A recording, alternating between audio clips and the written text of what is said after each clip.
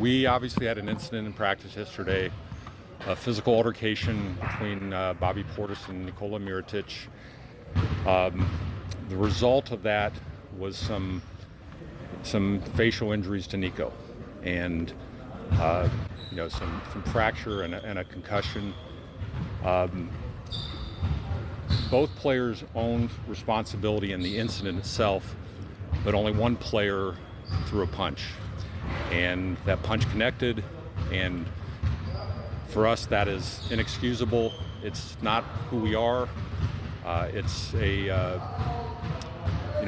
disappoints us in terms of what happened, and because of that we've determined that we're going to suspend Bobby for 8 games. We understand Bobby Portis is not a bad person. He's a good kid. He's a competitive kid. But in this instance, he made a mistake. And as we all know, when you make mistakes, you gotta suffer the consequences. And the consequences in this situation are going to be 8 games where he will be not with us. So that's the decision we came to. This is a team suspension. We did get counsel and advice from the league because this is really unprecedented in a practice situation. There's altercations a lot of times, but the result of Nico's injuries are why we've taken the position that we have, and that's where we are. John, how long will Nico be out? We're anticipating 4 to 6 weeks. But again, with the concussion, that has to be resolved before some of the other things can be taken care of. The facial fracture can be taken care of. So he has to get that resolved first, and that could take some time. John, fights happen, unfortunately, in practice and in games. Can these two guys play together going forward? I have confidence in our group, in that locker room. I just spoke to our team. Our responsibility now is to be supportive of both Nico and Bobby. We're a team, we're a group, and you have to proceed that way. These type of things do happen. I mean, I've been a part of them. I've seen them.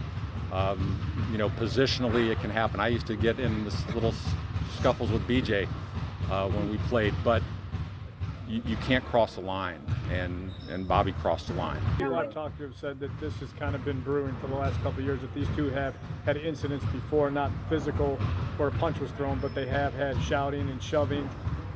Could this have been put to rest earlier between these two? No, there's over 2+ years. And again, when you're in a practice situation and you're competitive and you're going up against a guy every day, there's times where you get into things, but it never reached a level that even came close to this. Look, Michael Jordan was the biggest talker in practice of all, chirping at guys and playing that role. So there's been a lot of that over the few years, but nothing remotely close to this. And and so we've dealt with it, and I think we've dealt with it appropriately. As a head coach, I'm very disappointed in yesterday's actions. Our locker room's a family, and I understand at times issues can come up in your family. But what happened yesterday, we've created a very competitive environment in this training camp.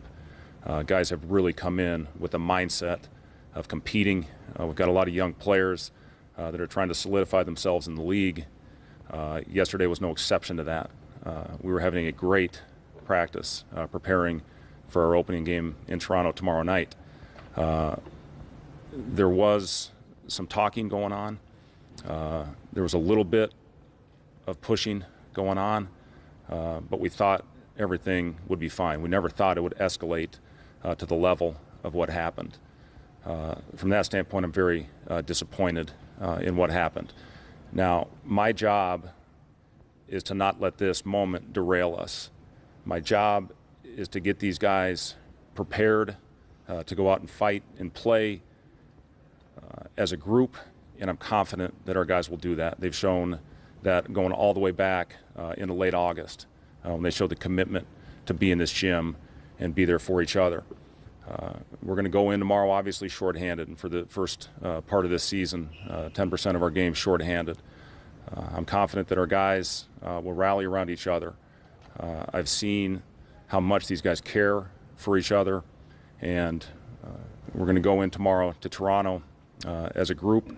We're going to learn from this. We're going to grow from this, and we're going to compete. I promise you that. I'll say this: they have been competitive with each other, as have other players on our team have been competitive with each other. They have supported each other at the end of the day with whatever decision is made with our group. Looking back on it, sure, hindsight's 20/20. Should we have stepped in and stopped practice? Guys, I've been a part of this thing as a player. I've seen altercations happen every year, every week, every month. You see things that happen on the floor. When's the right time to step in? I saw it on the best teams I played on, where you had that competitive spirit. You have to have it if you're going to have any chance at all. So, sure, looking back on it, Joe, would we have handled the situation differently? Maybe, I don't know. But we never thought what happened when the line was crossed. We just didn't anticipate, obviously, that would happen in this situation.